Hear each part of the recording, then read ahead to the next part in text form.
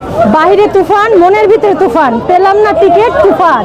ঝড়ের তুফানের গতিতে এসে তুফানের গতি টিকিট কাটবো, কেটে তুফান দেখবো। সিটি কাঁপতেছে অলরেডি, কি পরিমাণ ক্রাউড।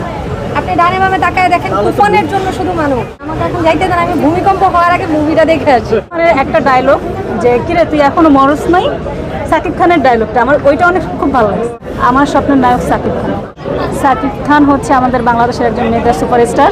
ওর সব ছবি আমাদের কাছে খুব ভালো লাগে। বাস্তবে পাইলে হচ্ছে আমি আগে তার সাথে একটা ছবি তুলবো, খুব ইচ্ছা। এক কথা তাহলে আমি মনে হয় অজ্ঞান হয়ে যাব। সাকিব খানটা আমাকে অনেক অনেক পছন্দ করি। ইভেন ওর ছবি যখনই ঈদে মানে মুক্তি পায় তখনই আমরা দেখার জন্য ছুটে আসি।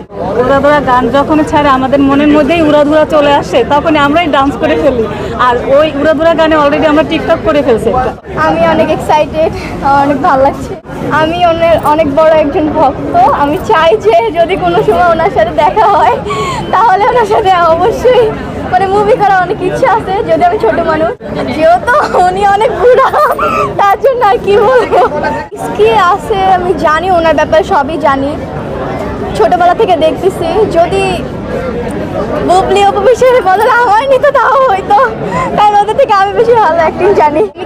আমি সাকিব খানের নিজের কাছেই রাখবো। আরে ভাই, লোকের কথা কি যায়, পুরা কাঁপায়া দিবে, কাঁপায়া। এখানে অ্যাজ এ নায়ক শ্রীতে শাকিব খানের উপরে এখন পর্যন্ত কেউ যেতে পারেনি। অনেক এক্সাইটেড মুভিটা দেখার জন্য। শাকিব খানের মুভি আসবে, টিকবে না এমন হতেই পারে, তুফানই জিতবে। শাকিব খানই একমাত্র হচ্ছে নতুনত্বটা নিয়ে আসছে, আর কেউ কিন্তু এর আগে আনতে পারে না। শাকিব খান বলতে আমি কি, আর কোনো কথা নাই আমার কাছে। আমি তার ফ্যান গত 16 বছর যাবত, অনেক ছোটবেলা থেকে তার মুভি দেখছি। I love you Shakib Khan, বাংলার হিরো। হ্যাঁ, সে আমাদের ক্রাশ, সেটা সব জেনারেশনে হতে পারে।